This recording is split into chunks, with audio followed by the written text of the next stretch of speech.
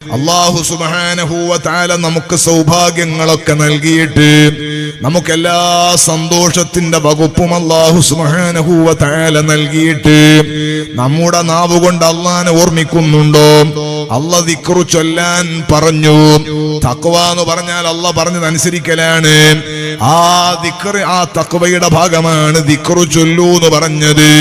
ഫദ്കുറൂനി അദ്കുറുകും വസ്കുറൂലി വലാ തക്ഫുറൂൻ. ദിക്റ് ചൊല്ലൂ. അഖിമിസ് സ്വലാത്ത ലിദിക്രി.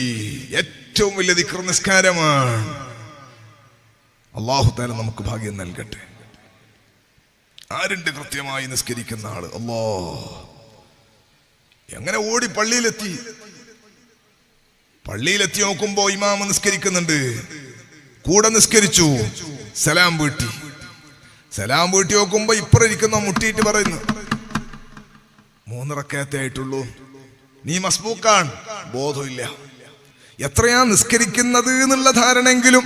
തുസല്ലി ബിലാ ഖൽബിൻ സ്വലാത്തും ബിമിസ്ലിഹാ യകൂനുൽ ഫതാ മുസ്തൗജിബൻ ലിൽഉഖൂബതി. ഇമാമുന ശാഫിഈ റളിയല്ലാഹു അൻഹുവിന്റെ ഖൽബ് കൊണ്ടുള്ള രചനയാണ്. എത്ര ആളുകളാണ് നിസ്കാരം കൊണ്ട് കുറ്റക്കാരായി പോകുന്നത്. ഇയ്യാക നഅ്ബുദു വ ഇയ്യാക നസ്തഈൻ. അല്ലാഹുവേ, നിന്നെ മാത്രം ആരാധിക്കുന്നു, നിന്നോട് മാത്രം സഹായം തേടുന്നു. ഏറ്റവും കടുപ്പുള്ള വാക്കാണ് അള്ളാന്റെ മുമ്പിൽ പറയുന്നത്. അതേ സമയത്ത് അത് പറയുന്ന സമയത്ത് നമ്മുടെ ഖൽബ് കച്ചവടത്തിലാണ്. ഇയ്യാക നഅ്ബുദു വ ഇയ്യാക നസ്തഈൻ എന്ന് പറയുമ്പോഴും നമുക്ക് ചിന്തിക്കാനുള്ളത് പൈസ കടം തരാനുള്ളവനെ കുറിച്ചാണ്. നമ്മളെ ഖൽബ് ഇങ്ങനെ പല ലോകത്തും കറങ്ങുകയാണ്. അള്ളാഹിനോട് നീ പറയുന്ന നിന്നെ മാത്രം ഞാൻ ആരാധിക്കുമെന്നാണ്. ആ പറയുന്ന സമയത്തും നിന്റെ ഖൽബിലുള്ളത് വേറെ ഏതോ ഒരാളാണ്. സുബ്ഹാനല്ലാഹ്. അഖിമിസ് സ്വലാത്ത ലിദിക്രി.